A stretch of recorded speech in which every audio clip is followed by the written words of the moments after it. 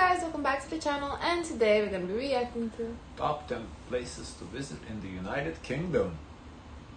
Let's see. What's up guys, my name is Ryan Shirley and I spent the last few years exploring the United Kingdom and I want to show you my favorite places. So last few years exploring the United Kingdom, I don't know if I believe him.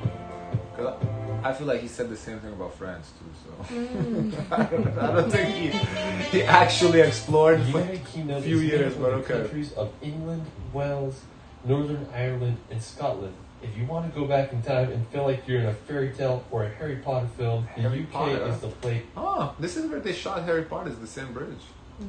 It's for you. It's easy to see why so many myths and legends were born here. It's one of the world's most enchanting places. Alright, so for our first location, we're going to go visit possibly the most iconic city in the world, London. I traveled more to London. Most iconic city in where, he said? Is it possibly the most iconic city in the world? In the world. But in the world. The way he said it is so interesting. For our first location, we're going to go visit possibly the most iconic city in the world. In the world? It's like he combined... That happens to me sometimes. Don't judge her. Don't do that. London. I've traveled more to London than any other international destination. I'm just trying to see what he said. I have to say it's my favorite city. I don't even speak English, so I'm not the one to talk. Everything from the double-decker buses to the energy of Piccadilly Circus makes the city feel so alive. There's just so many places to see. You can check out the iconic Big Ben and walk across the bridge to see the Palace of Westminster. There's the Tower Bridge, which is possibly the most famous bridge in all of London. You can go see the Stoic Guards at Buckingham Palace or take a ride on the London Eye. If you haven't already been to London, I'd highly recommend visiting when you can. It's hard to beat the London atmosphere. There's no city like it in the world. Alright, so after... You said it again. Can you put the captions? Maybe we just don't hear. It wasn't a glitch. He meant to say it, but I don't know what he meant. Anyway. Exploring London, we're going to make the 2-hour drive over to Stonehenge. Located in Wiltshire, England, lies one of the most famous man-made rock structures in the world. There's a lot of mystery surrounding Stonehenge. So that brings the question where he's from, the way he pronounced that world. You say world, interesting too. I know, but that you know where I'm from. Because I always assumed he was American, but the way he pronounced it, yeah, kind of sounds like American accent to me. Maybe he's Canadian. Now that I think about it. Like, what was its purpose and how was it made? Archaeologists believe it was constructed back between 3000 to 2000 BC. Stonehenge consists of a ring of rocks, each being around 13 feet high and weighing nearly 25 tons each. It's unclear. Yeah, Stonehenge is cool. That's made by aliens. Oh, you think so? No, I don't know, but then, you know, the ancient aliens, that was like one of the, like, I don't know what you call it, artifacts is maybe not the, like one of the structures that, like, you know, they tried basically claim that, oh, there's no way humans could do that. What was the purpose? Exactly. Oh. No purpose. There's no, like, for whatever reasons, humans just decided to put these huge ass rocks stacked on top of each other, you know, and no, they just, you know, try to explain that, oh, aliens must have done it.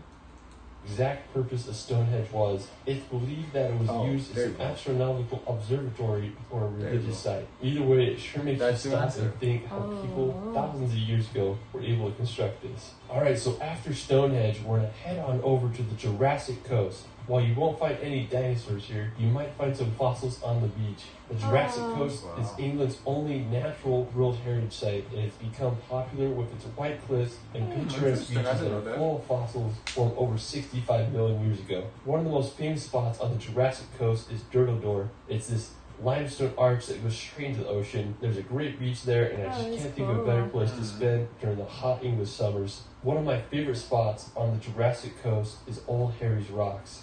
A special thanks to my friend David Rule for this picture. Like this frame right here, that's really cool. That's how I feel like Florida looks like at the tip. Like if you were to go like sky view. Oh, well, Florida's flat though. I know, but like if I were to imagine the water was to... Oh, if the water went down? Oh, maybe. providing this footage. He has an awesome Instagram and YouTube that I'll provide in the description below. I remember the first time I saw his picture of this place, I was just baffled by the scenery there. The old hairy rocks. The only thing is, I don't know if visiting in person you would grasp the beauty, because you're kind of standing on the edge, right? You would just see the water. You need to be on like a helicopter to like really capture it. I think how they sell tickets for this, they say helicopter ride. I would think so. Yeah, I would think it would have to be helicopter ride. Stacks that are made from completely out of chalk that mark the end of the Jurassic Coast. In World War II, the stacks were used as target practice for pilots, so that's kind of crazy. I just love the combination of the green meadows with the white cliffs and the blue ocean. I mean, it's just hard to beat that scenery. Alright, so after the Jurassic Coast, we're going to head up north to visit the country of Wales. Now, Wales is located in the southwest part of Great Britain. I don't know why he put Wales as like the whole thing. Like basically, oh, go visit this country. Like, you know, at least put a city or something. Famous for its mountainous national parks, picturesque coastline, and distinct Welsh language. One of the most scenic places in Wales is the Snowdonia National Park. It's a region in northwest Wales that is known for its mountains and lakes. The highest peak in Wales, Mount Snowdon, is located in the park with an elevation of 10,085 meters. You can hike on up there, or you can take the Snowdon Mountain Railway to the top. If you're lucky, you might be able to see Ireland across the sea. Alright, so after Wales, we're going to head to the Isle of Man. Now, for whatever reason, Isle of Man is familiar to me. I cannot tell you why.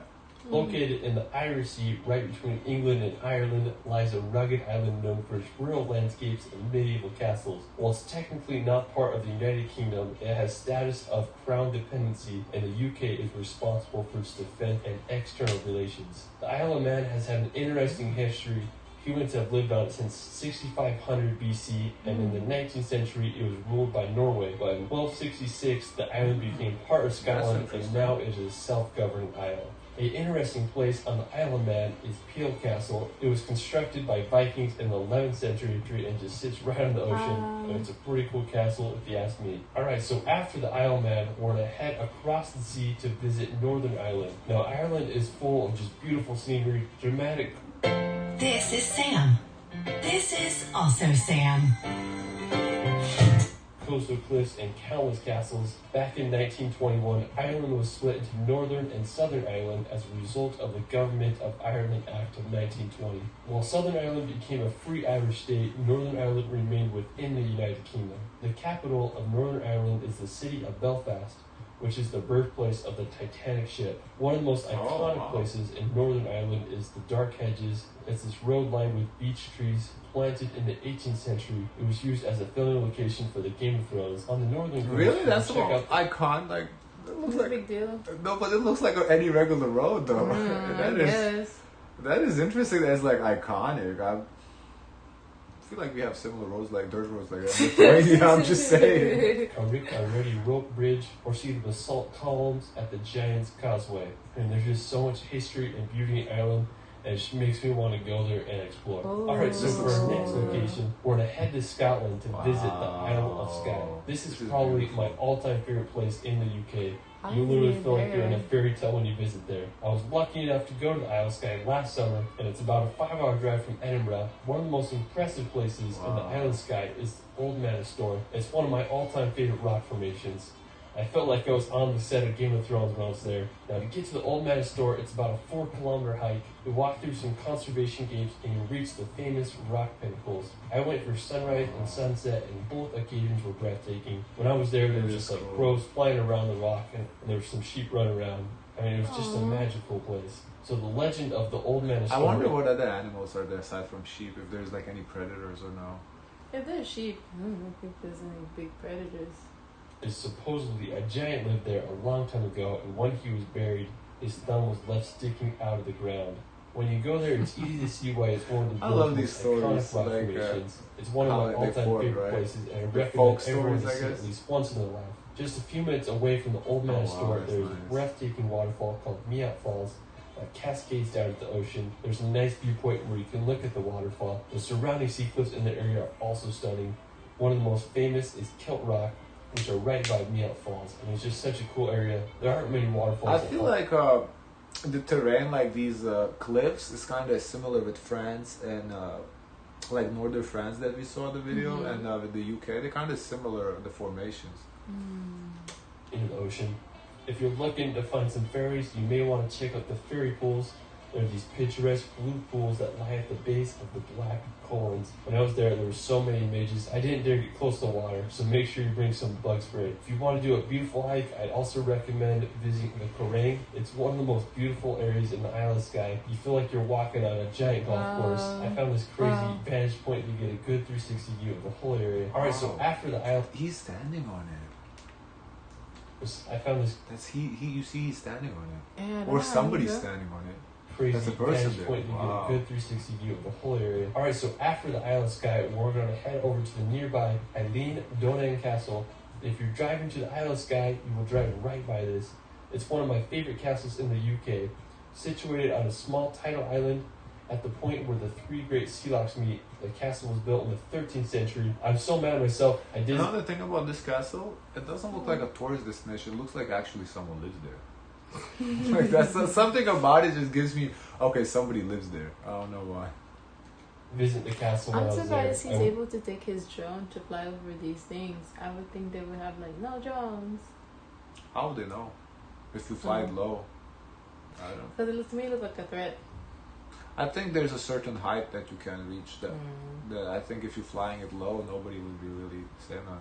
I wasn't able to check it out. That's one of my biggest regrets of when I visited the UK, so don't make the same mistake I made.